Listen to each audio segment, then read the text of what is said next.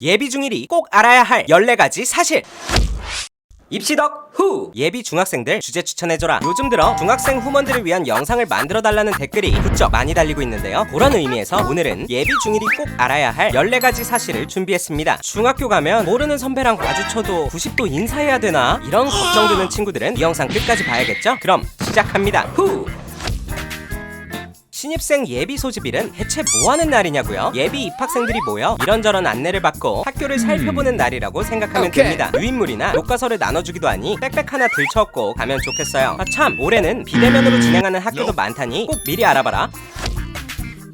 중학생 라이프의 시작, 그것은 바로 배치고사입니다. 배치고사는 초등학교 때 배운 내용들을 바탕으로 출제되는데요. 생기부나 내신에 반영되진 않으니 열심히만 보고 오면 됩니다. 가끔 배치고사를 안 치는 학교도 있다니 우리 학교는 어떤지 알아보면 좋겠죠?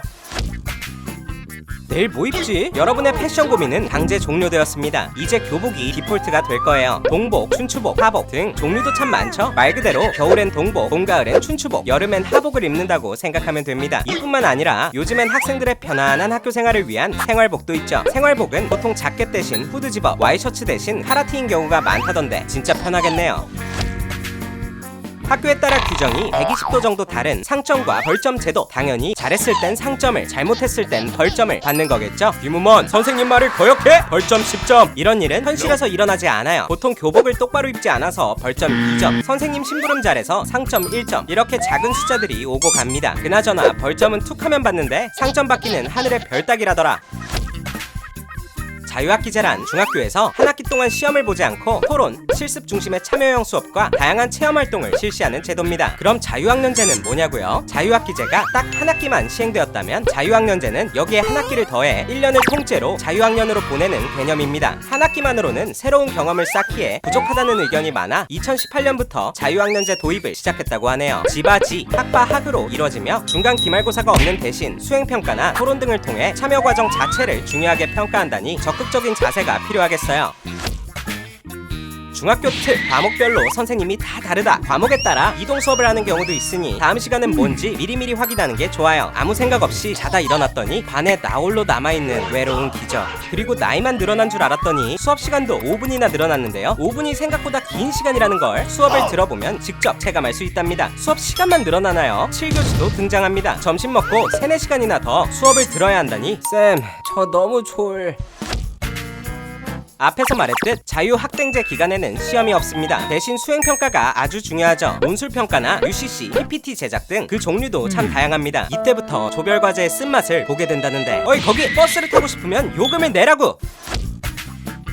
이제 진짜 열심히 할 때가 됐다. 중학생들, 물론 초등학생 때도 열심히 했겠지만 중1 때부터 공부량을 꾸준히 늘려가는 게 좋습니다. 중학교 공부는 초등학교 공부에 비해 난이도도 확 올라가고 무엇보다 중간고사, 기말고사가 우릴 기다리니까요. 우린 자유학기제라 시험 없는데요 하면서 띵가띵가 놀다간 중2 때 첫 시험 준비하면서 피눈물 흘린다. 소문만 무성하던 내신, 드디어 그 실체를 마주할 시간이에요. 내신이란 고입에 꼭 필요한 항목으로 중학교 3년 동안의 시험 성적, 생활 태도 등을 종합한 성적을 뜻합니다. 내신 총점은 지역에 따라 조금씩 달라지며 자유학기 동안의 성적은 고입 내신 성적에 반영하지 않는다고 해요. 나는 특목고에 갈 거다처럼 뚜렷한 목표가 있는 친구들은 내신을 열심히 관리하는 게 좋아요. 그냥 공부 열심히 하고 시험 잘 보라는 뜻입니다. 생기부란 학교생활 기록부의 줄임말, 이름 그대로 학교생활을 하는 동안 학생이 참여한 활동과 성적 등을 기록하는 문서입니다. 생기부는 이렇게 구성되어 있는데요.